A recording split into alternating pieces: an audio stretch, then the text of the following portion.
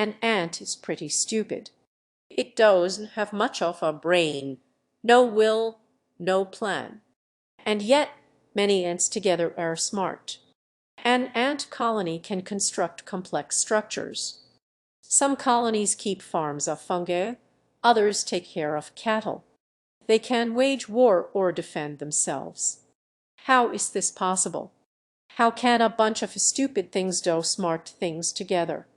This phenomenon is called emergence, and it's one of the most fascinating and mysterious features of our universe.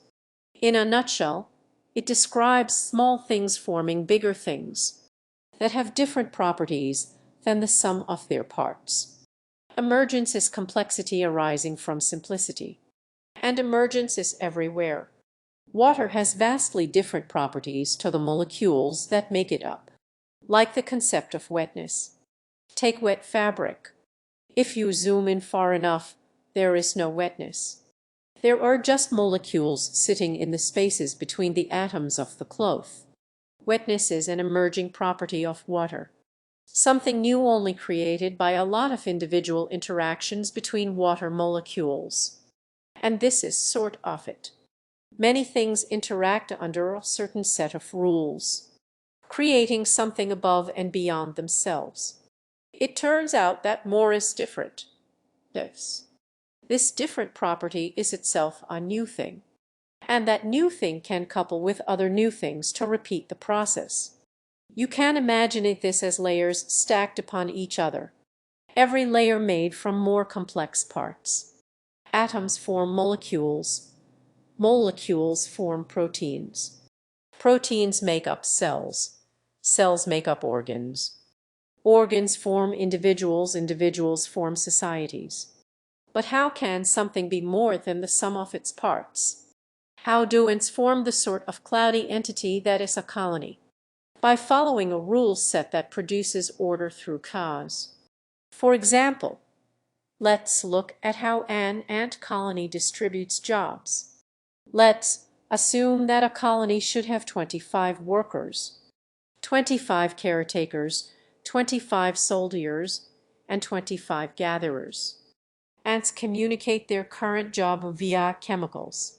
For example, a worker ant constantly secretes chemicals that say, "I am a worker." When ants meet other ants, they smell each other to gather information, telling each other their job and what they are doing. Both keep track of who they met in the past. Now, imagine an anteater kills most of the gatherers. If this is fixed quickly, the colony will starve.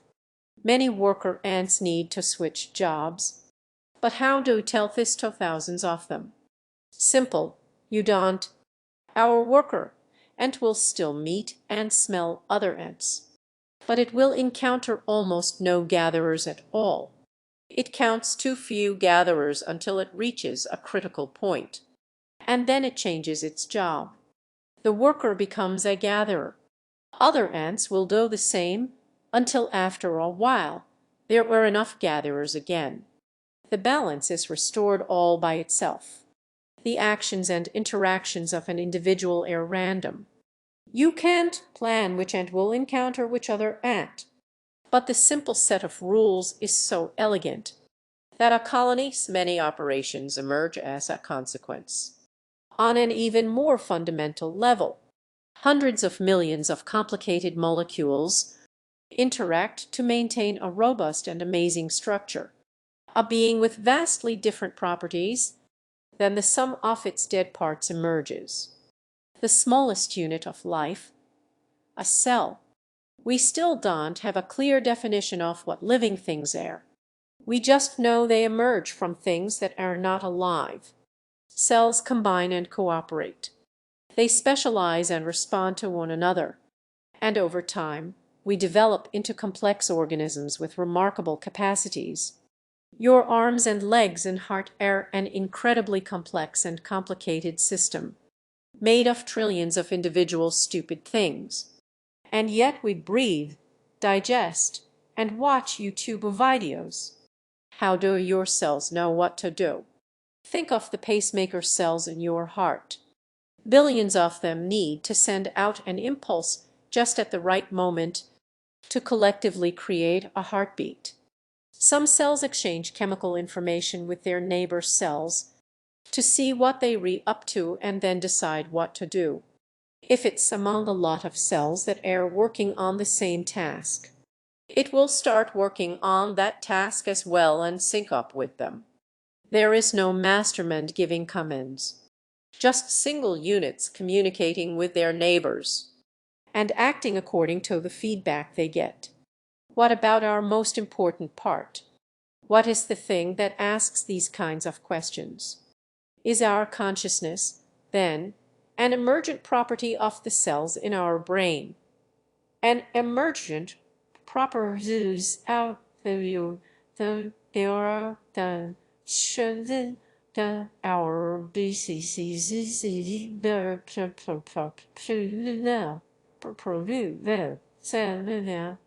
This question is too big and important.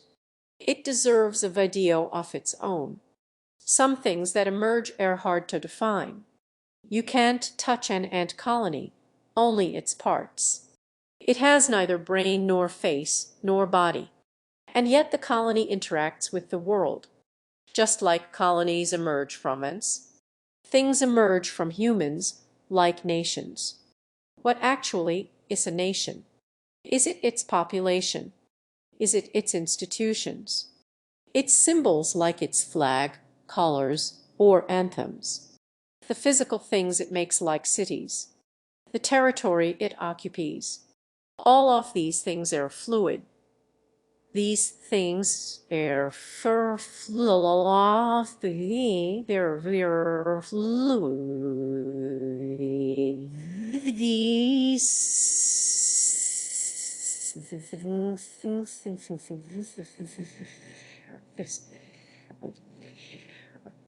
Populations change and are replaced.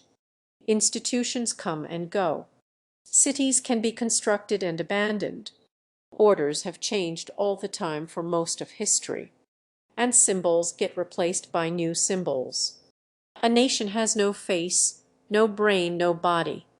Are nations not real then? Of course they are. Just like ant colonies, nations interact with the world.